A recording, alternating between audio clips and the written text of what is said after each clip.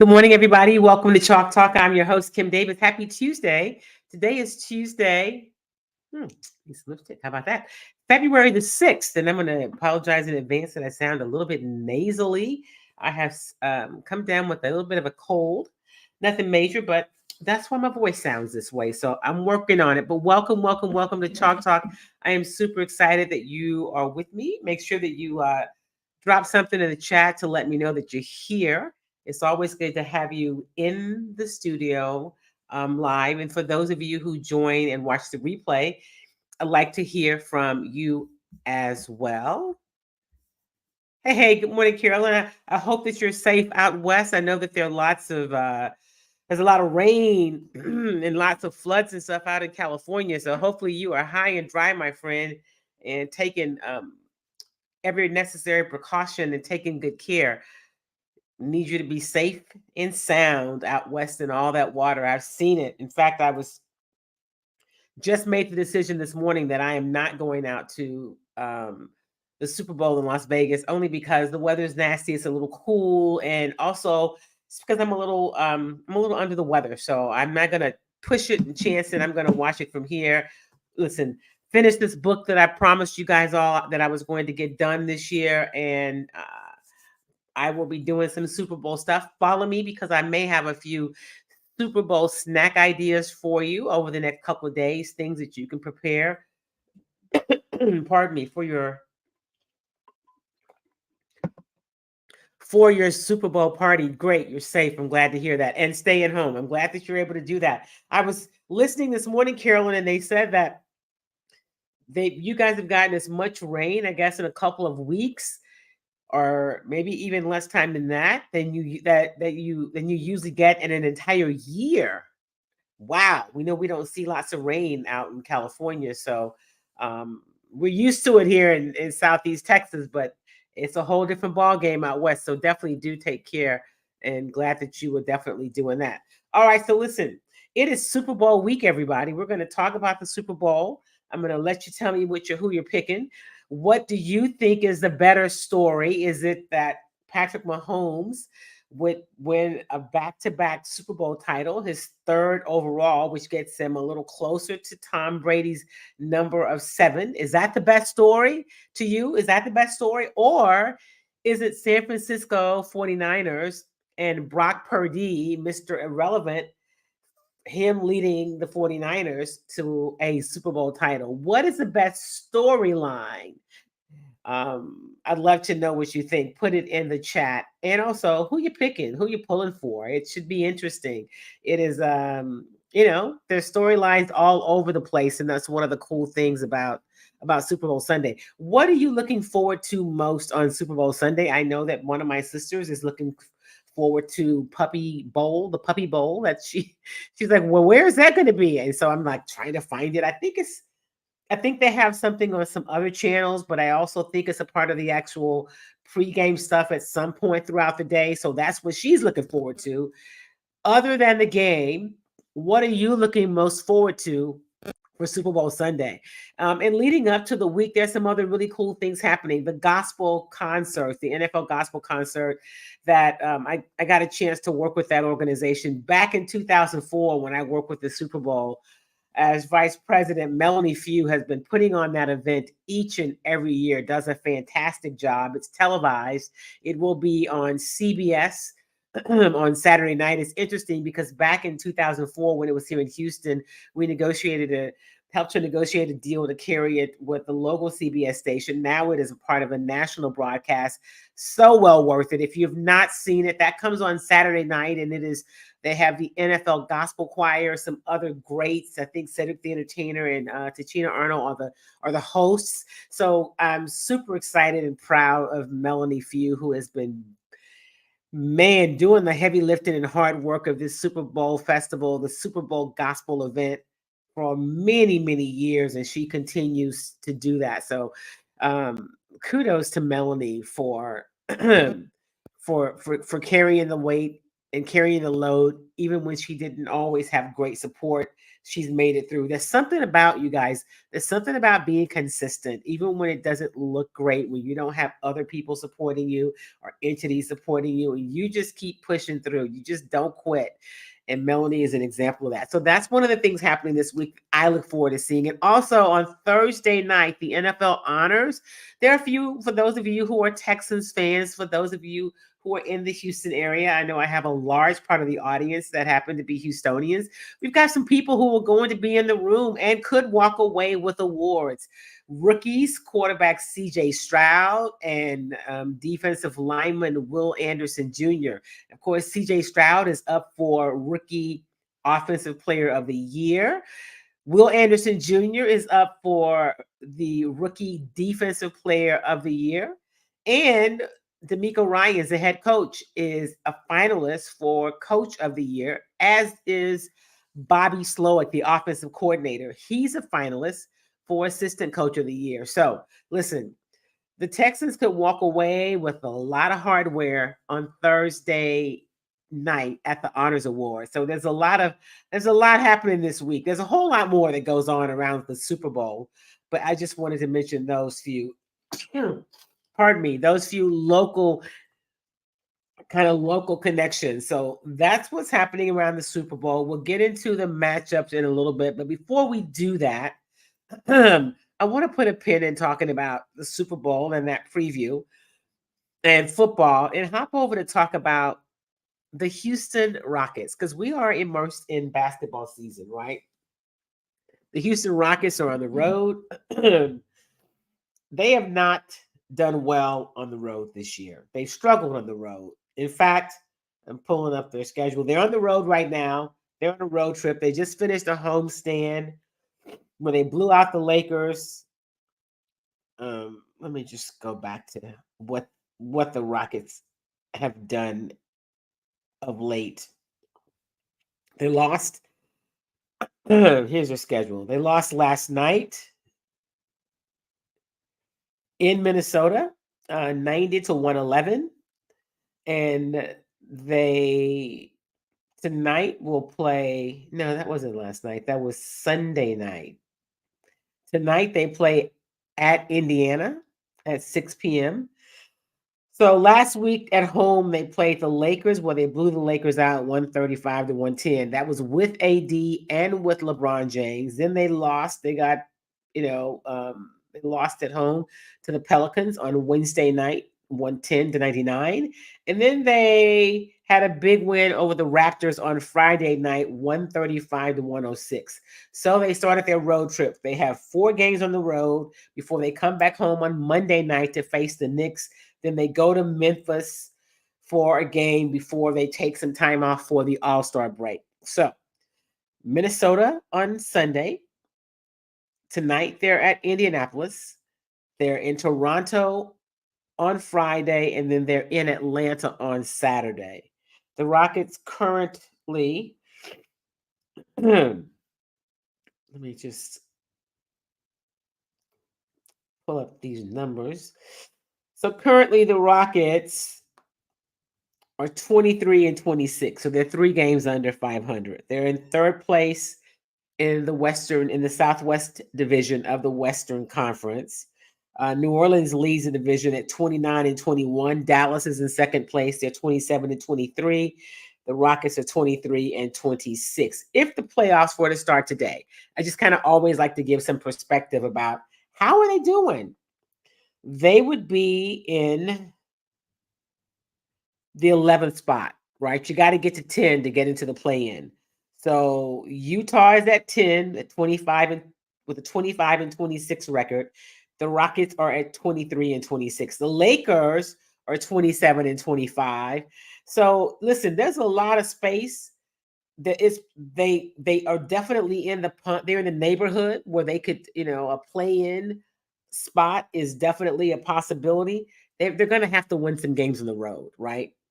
Unless they win every single game at home, but they're going to have to win some games on the road. So we're going to talk about that a little bit and let you hear from Ime Udoka after that Timberwolves loss. Let me go back to that particular loss and look at the box scores, the box score. So the second quarter was really bad for both teams, right? The Rockets scored 21 points in the second quarter. Minnesota scored 17. But in the third quarter is where the Rockets got outscored 32-20. And then in the final quarter, 31-26. So let's look at who did what. So in terms of points, Alpy had 15 points. Jalen Green only had 7 points. Dylan had 7 points. Jalen had 8 points. He was 3 of 15 from the field.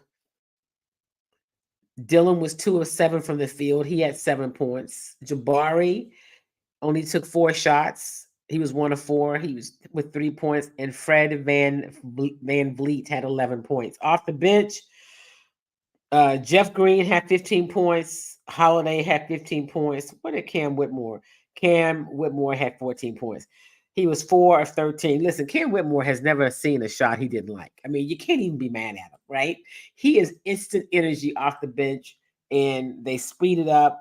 But that first unit just did not look good on Sunday night at all. So, hey, Maurice Jackson, good morning, go Chiefs. All right, so you're going for the Chiefs. It is the Chiefs, the best storyline. Great, great, great. Marcel Brooks. Hello, Marcy Brooks. Welcome, welcome. It's good to see you. Carolyn, of course, you're a Niners fan. You're out in California. Absolutely. Good morning, my sister, Sylvia Sims. Kevin Walker says, the fact that you said a big win over the Raptors lets us know we suck as a franchise. So the franchise is a lot better, Kevin, than it was last year. So there's also a big win over the Lakers, but stuck. Oh, we're stuck as a franchise. Okay. Stuck as a franchise or stuck as a franchise? So if we're stuck, you might be right. They may be kind of stuck. So let me ask you guys something since we're talking basketball. The trade deadline is Thursday at 2:00, 3 p.m. Eastern, 2:00 Houston time. Do you think the Rockets will make a move? I think that Rafael Stone will do something. I don't see there being a blockbuster move because you got to give up a block. You got to give up a lot to give a lot, right? I don't see them doing that. I'm going to just go on record right now in case you're wondering. I don't think you trade Jalen Green. You just don't. He's 21 years old. It's too soon. He's just really being held accountable for the first time this year. And I say that the first couple of years of his career, this team wasn't supposed to win. And that's not because Steven Silas is not a good coach. It's because, listen, you heard the owner say it last year, pray for Wemby. They weren't really trying to win. They were trying to get, Victor Wembanyama, and they didn't. So they've got a coach now. They want to win. I don't think Ime is handling the losing well. I say handling it. He wants to win, and when he went into Boston his first year, they go to the championship. It's a different situation, right? I realize that, but this Rockets team has some needs. One of the things it needs is a shooter. It needs somebody that can shoot the ball. They need an outside shooter. I don't know how they get that, and they need a backup big person. So, what does Rafael Stone do by Thursday at 2:00? Now, last week they made a move where they traded Victor Oladipo and some second round picks, I believe, to Memphis for Steven Adams. Now, if Steven Adams was playing this year, that'd be great, but he's hurt and he won't play this year. He should be back next year. And if he's back and healthy and the Steven Adams that we saw before he got injured, that's a good move, but it does not help them this year. So, unless that move is a part of something else.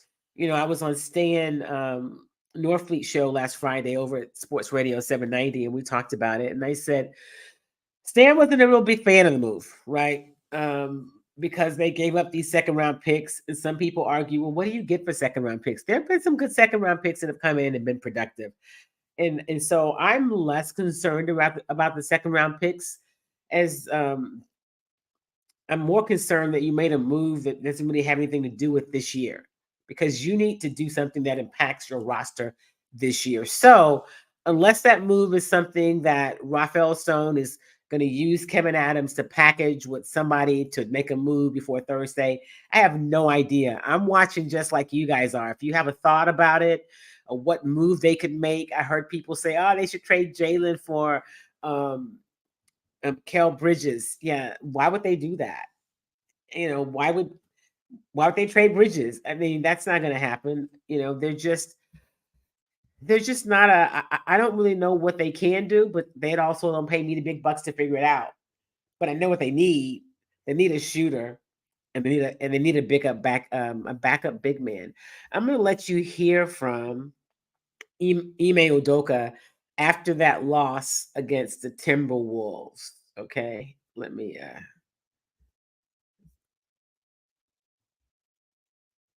What? Okay, I don't want to do this right now. My computer is asking me a bunch of questions, and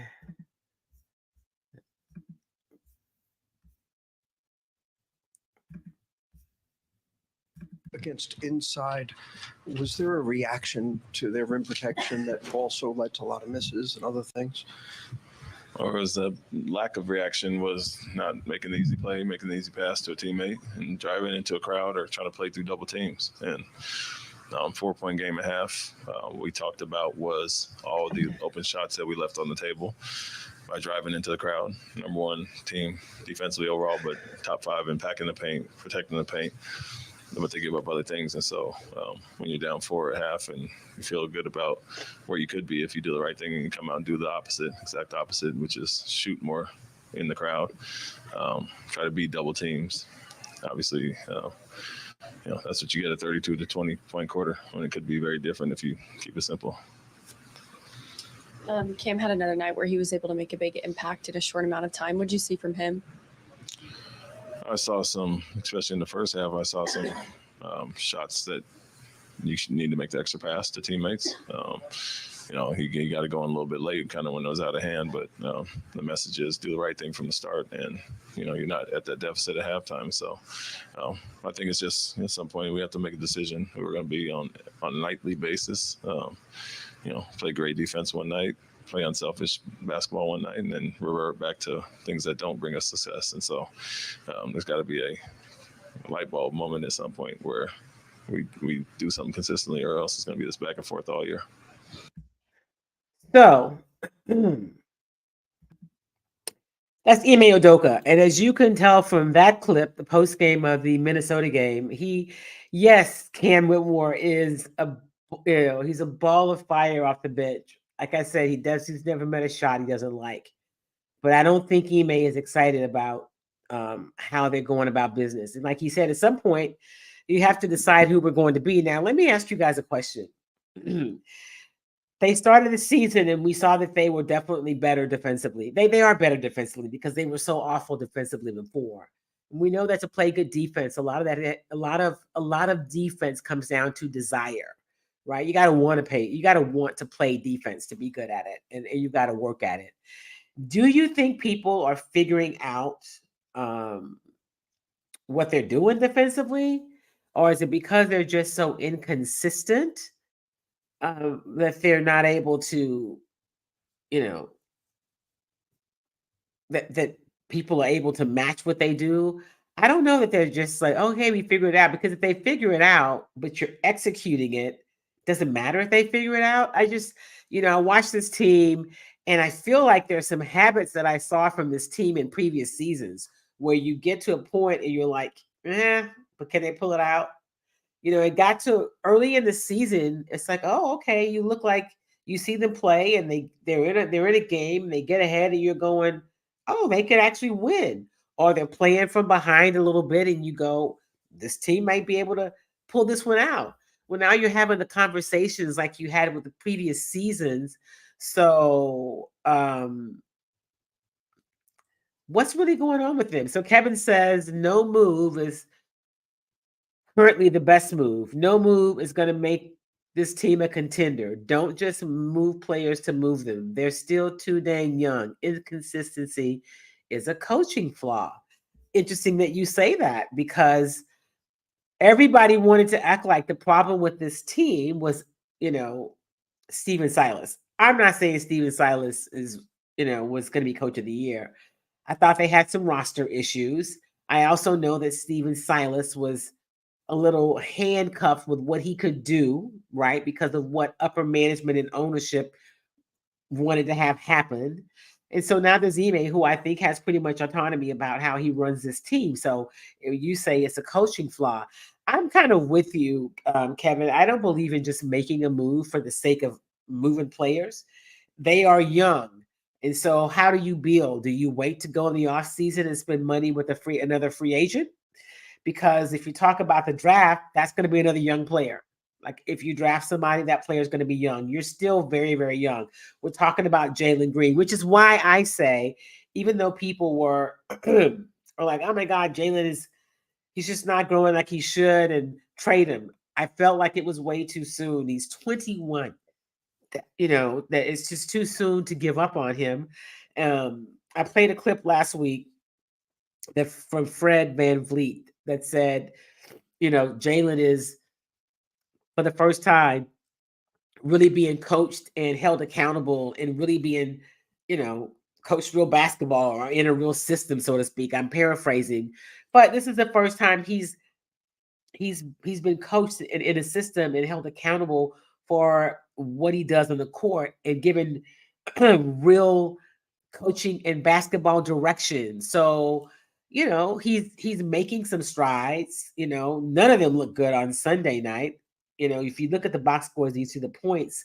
That sounds good, but like Ime just said, with Cam, he can make the extra pass. I think I was talking to some of the guys that was on press row the last Friday night on the Toronto game.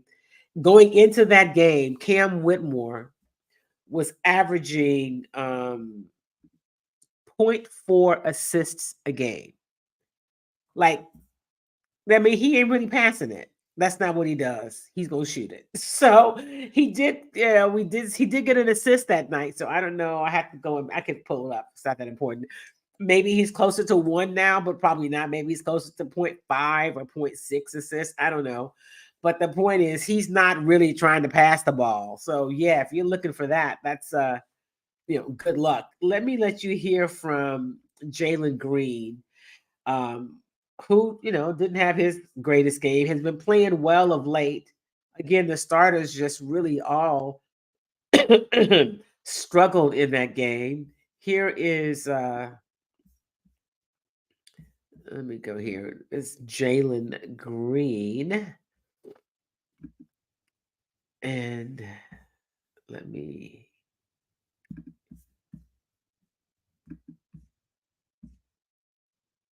Let's say defense. So I don't know. There's no rhythm. What lessons, you always say you take lessons from a loss. What lessons do you take from a team that size and how difficult they are to guard? I mean, with a team like that, we just gotta get on run. They got two bigs out there. We got athletes on our team. We gotta push the pace, get up the court. I mean, we didn't. We had some traditional buckets, but it's like we gotta push the pace all game. So, yeah, that's probably the biggest takeaway. Is just we got bigs out there. Just push. Thank you, Jalen. So when you talk about just pushing, one of the things about that is this team is that first unit is a little slow. I mean, one of the things you get with the second unit with Amin Thompson when he comes in is they're able to push the pace, right? That's where you get that with the second unit with Amin and with Cam and some of the Holiday off the bench. But you're right, Kevin. We've got to see how Ime Udoka manages this. It is the inconsistency. And if they're going to figure out who they're going to be, to me, that has to also come from him. Who are you guys going to be? And when are you going to start figuring it out? The All-Star break we're like, 10 days away from the break? The All-Star break is coming up. They play all this week. Let me go back to their schedule. So they have 3 games this week, tonight at Indiana, and then they have back-to-back Friday and Saturday. Friday at Toronto, Saturday at Atlanta.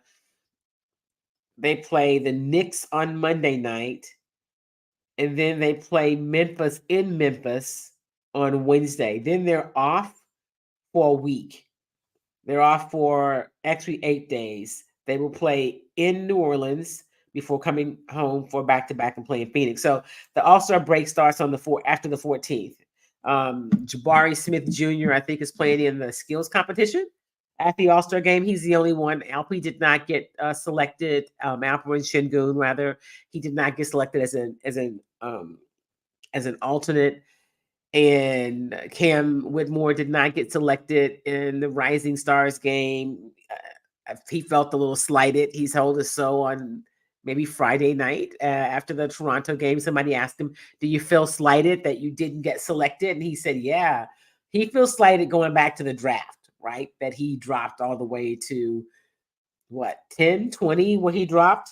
Anyway, so the Rockets do have some representation with Jabari Smith Jr., but they got to figure out who they're going to be. And I think that a lot of that has to come from their head coach, Ime Udoka. All right, so let's talk a little bit of football. I'm with Kevin. I don't really know what this team can do in terms of making a move. What you need is a shooter. And I don't know that you can get a shooter. You're going to have to give up. I mean, you think about who you have. And you're not going to give up the core of your team. And so what do you have to offer? You say you're not going to give up Alpi or Jabari, or obviously the 2 free agents you just brought in. Those guys you're not going to trade a Dylan or a Fred. And if you don't move Jalen or Jabari or Alpi, you like Tari a lot. I like Tari Eason. So what do you have to give up? Jay Sean is going to be you can make a move with Jay Sean Tate, but you have to really package something. And I have no idea what Rafael Stone is planning. I don't know if the Kevin Adams deal is to package him with somebody, with a player, with like a Jay Sean and some picks. I don't know what that is, but Kevin says the NBA is a city of threes. By the numbers, his team statistically sucks from 3-point land. We've got to do a better job of player evaluation when signing free agents, is what I think you're saying. The defense is about want to and adjustment level. Coach Sampson at U of H talks all the time about bringing in kids who fit what we do. Play defense and work your butt off. Same as free agency. You're absolutely right. I think, Kevin, you make a great point. And that's why I say now we're going to see what Rafael Stone can do, right? Because this is on him. Like, you are responsible for the construction of this roster. I'm sure, you get input from Ime, but you've got to, you and the personnel department has to evaluate these players, and you got to shoot it in this league. You've got to be able to shoot it, and you've got to be able to shoot the three. You got to be able to have some real shooters if you're going to do something and be competitive. But talk about getting to postseason. There's just no other way around it. That is the game in 2024. It's been a game for a minute, but it is absolutely the game right now. And so they don't do well from three. You make a really good point. Let me just go and pull up and see where they are as it relates to threes. Let me pull up their stats.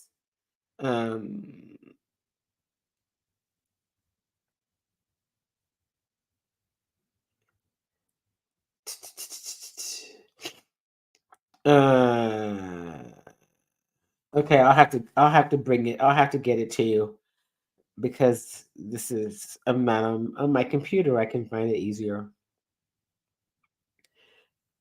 more easily. Here we go. So it says they're shooting. This can't be right. 46% from field goals. Here's right. They're shooting 35% from three. 35% when it comes to threes. And in their division,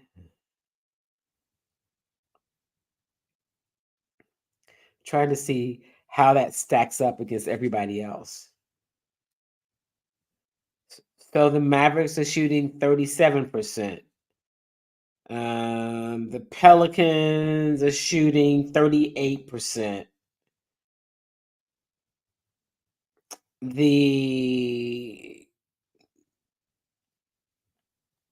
Where's Memphis? Memphis is shooting 34%, which is why they're behind them. So yeah, but you got to be able to shoot three. There's just no other way around it. You got to be able to shoot the free. And you can say you want to play defense, but you got to bring in the players that are really committed to it. So it'll be interesting to see what they do. I tend to think, Kevin, that Rafael is going to do something on Thursday. I don't think he's going to just sit by and not make some kind of move. You're right. I don't know if it's going to be a move it's how impactful that move will be, but we'll see. I have no idea until then. So we'll just have to wait. We're a couple days out to see. Look at how many they take, though. Yeah. Let's look at how many they take.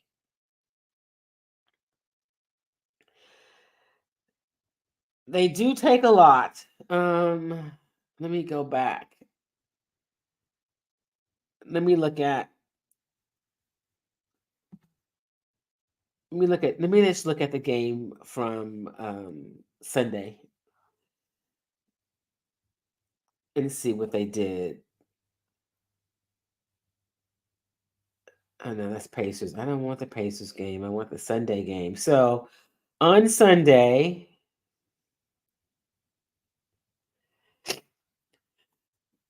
they were 10 of 30 from three. They shot 33%. They put up 30 shots. And they only shot 35% from the field. They took 88 shots overall and shot 35%. But from three, they were 10 of 30. Meanwhile, the Timberwolves were 11 of 30, but they were 44% from the field. They were 40 of 90. They didn't shoot great, but it was obviously better and good enough to win.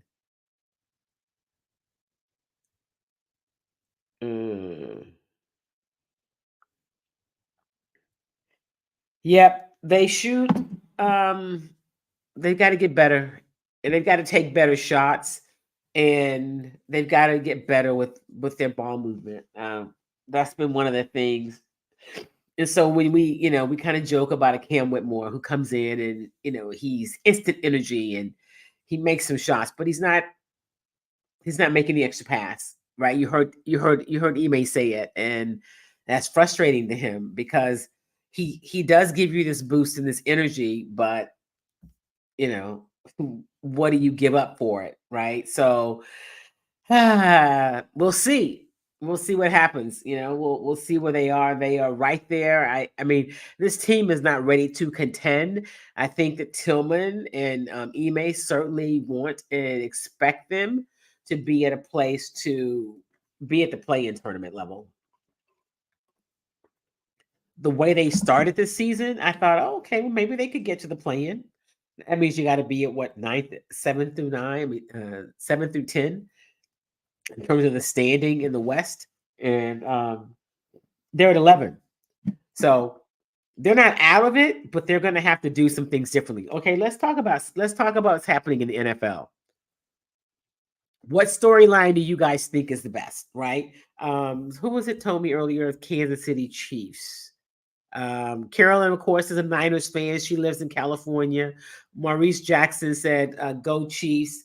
Which story do you think is a better storyline? Is it the Patrick Mahomes wins the back-to-back Super Bowl, leads the Chiefs to a back-to-back Super Bowl championship, gets closer to Tom Brady's number of 7 earlier in his career, or is it Brock Purdy, who was the Mr. Irrelevant by being selected with the last pick of the draft in 22. And now here he is leading the San Francisco 49ers team to the Super Bowl. And if they win it, to a Super Bowl championship.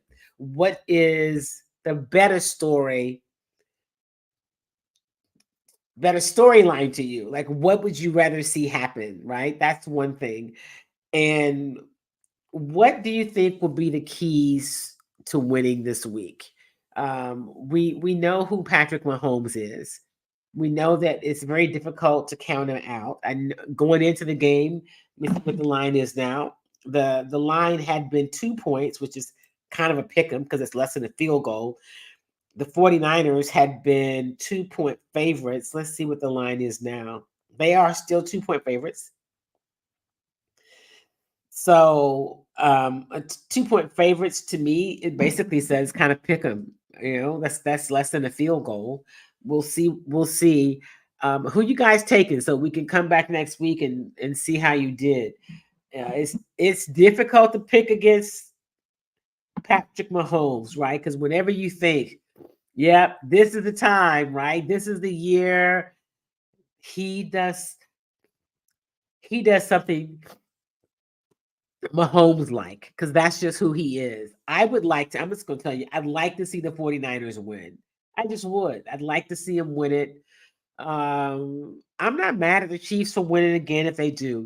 Justin Reed, of course, is still on that team. He won his ring last year, covered Justin from when he first got in the league, his first 3 seasons with the Houston Texans. Yeah. Oh, you can't leave out Andy Reid. I think the Chiefs story, but we cannot leave out Andy. You're talking about Andy Reid. That's true. Speaking of stories, so what happens to Eric Bieniemy? Talking about people getting left out. Eric Bieniemy is still not only is he not a head coach, he is out as offensive coordinator of the Washington Commanders. Not a big surprise, right? When the Commanders hired their new head coach, he's going to bring in his own people. So Eric Bieniemy was going to be out. He gambled on himself, and this year he didn't win. I don't know what his chances are to get a head coaching job. I know it doesn't look great right now. And the reality is, while there are some brothers who got jobs this year, Eric, Bieniemy, for whatever reason, and I've heard a number of different things, is a guy that just hasn't been able to take that next step. Dan Quinn, who was the Cowboys defensive coordinator, is the Commanders' new head football coach, and he has fired Eric Bieniemy as offensive coordinator. He said that he was a long shot to return, right? Because when, like I said, a new coach and a new administration, if you will, comes in, they want to bring in their own people. And the offense really struggled under him. But then again, who was a quarterback, right? You always got to go back to who's the quarterback. Who is the quarterback? So, speaking of quarterbacks, one of the good things is it is the first time in a few years that the Houston Texans don't have to worry about who their quarterback is. They've got a quarterback. They don't have to worry about who their head coach is for the first time in 3 seasons. It is the first time they don't have that kind of turnover. So, what's on your wish list? I want you to start making your wish list for this Houston Texans offseason. They've got cap money. I think the number is $68 million in cap money. They've got picks. What do you want to see them get in this offseason to help this team be better? Because they made strides last year. It was fun to watch. They're going to play a first place schedule this year. They're not going to surprise anybody. And how do you take the next step? Here's D'Amico Ryans talking about what CJ Stroud needs to do this offseason to be better, to take the next step. Here's what D'Amico said. It starts with CJ, just himself have the mindset that he has to continue to grow, continue to get better. That's everything. right? And we'll continue to support him, surround him with the right people to help him reach his potential, get better each and every day. We'll continue to help CJ along, but it helps most when a player has that drive, he has that inner will, that spirit to continue to get better. That's the only thing that matters. When you have the right mindset, no matter what happens, he'll continue to get better. You talked about growth earlier. What do you feel like? For me, I think just throughout the entire year, I've grown just with, I think, communication just amongst staff, communication amongst the entire building, making sure everybody is aligned in what we're doing, our vision. That was the biggest thing for me. It's different, of course, when you just focused on one position or one side of the ball, but just being able to make sure everybody in the entire organization is on the same page. It took growth to get there, and I think ended up in a really good spot this year. I think you're right, Coach. Ended up in a really good spot this year. Talked about his growth and talked about what CJ needs to do. He also talked about, I just went back to our final day of our final press conference with Coach D'Amico Ryans and also with the players. And one of the things we asked him about was how the conversations with free agents will be different this year than last year, right? Because last year, the Texans weren't a real, it wasn't a real sexy idea to come play for the Texans. But I've always maintained, and you'll hear Coach say something very similar, players want opportunity, and so obviously you want to win. But he was asked the question, how will the conversations be different with free agents this year than they were last year? And here is what he said. The conversation with our guys, it's for any free agent, it's about opportunities, right? I mean, guys want opportunities to showcase their talent when you're a free agent. And I think now with people seeing how we play, seeing our young core players, right, especially seeing CJ, I think a lot of people probably want to play here in Houston, right? And, that comes from the success that these guys have had, how they've shown up on the field. I think you get that recognition and you get that credibility from your peers around the league, and that's what matters most. Our guys watch tape, they see how we play, they see how we operate, and I think that will be inviting to a lot of free agents to come here. But again, for me, it would always be about the people, and getting the right people in is everything to me. Getting the right people in. Over the weekend, I don't know if you had a chance to watch the Pro Bowl. I know it's not really must-see TV for a lot of people, but C.J. Stroud and Will Anderson Jr. and Larry Tunsil all competed. And in the Pro Bowl, it's funny because I was watching and my sister, my older sister, walked through and she was like, what is this? And I said, it's the Pro Bowl. And she was like, I said, they play flag football. She's like, well, why is that? Who wants to watch that? I said, well, it's an all-star game, basically. You don't want your guys out there in full gear going hard at it where somebody may get hurt. It's for fun. It's not she goes, oh, okay. And so with all that in mind, it is for fun. They were playing in Orlando, and they have the skills competition, and it's good to see them. I'm sure it's the first of many for CJ and probably for also for Will Anderson Jr. They got a chance to go down and like CJ said, is meeting new people, and it's he's probably the greatest piece of marketing material the Texans can have with potential free agents. Of course, one of the ones that people talked about and thought, oh, it'll be great if the Texans can get this guy. They need a receiver. Yeah, they'll have to figure out. They'll have to figure out what they're going to do to make this team better in the offseason, and we will see how they do that. Now, I didn't start the show with this. I'm going to end the show with it, telling you about some of the people who help us do this each and every week. Our good friends at I Love Jinka, who have been longtime partners. In fact, I need to go have some Jinka, and I'm going to put it with like some hot apple juice, and so that I can help clear up some of this congestion that I have. And you can take it any number of ways. You can take it like there's these vegan veggie capsules. You can take the powder. You can put it in a smoothie, but I actually need something hot. Maybe I'll just put it in tea. but something hot to drink is what I need. I think it'll be great for my throat. So if you're in Texas and you're near an HEB, you can get Jinka at HEB. If not, you can go to ilovejinka.com and get it from their website. And here is where you can find it. Remember, it does great work for anything to do with inflammation and circulation. Here's where you find it if you're near an HEB. Here at HEB in the Healthy Living Department of Probiotics, you can find Jinka 7 days a week. Yeah. Look at a lot of Jinka sale. Look at that. Jinka. And of course, it is Super Bowl weekend. Maybe you want some Kimmy treats. I think you might.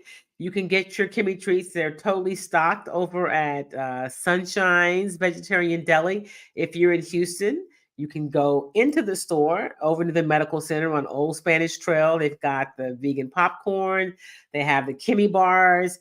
They have the cookies. They may be close to being out. I'm going to restock the cookies, if not later today, first thing tomorrow morning. But here are some of the things you can look for. They even carry the body butter, so you can get everything you need. And if you're like, well, I don't live in Houston, but I would like some of that great popcorn, it is pretty amazing. You can get it online at kimmytreats.com. And here's what it looks like, and here are your options.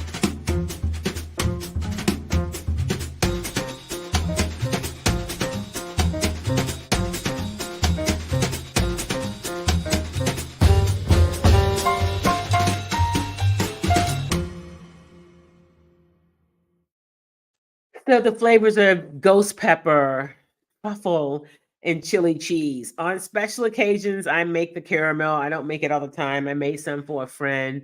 I'm actually coming up with a new caramel recipe because it's vegan and most caramel is made with corn syrup. So I don't use that. And the caramel I made, it's so the process is kind of lengthy. So I'm trying to create another a vegan caramel recipe. So when I come up with one that I like, and I don't want it to just be caramel. The one that I currently make is kind of a smoky caramel.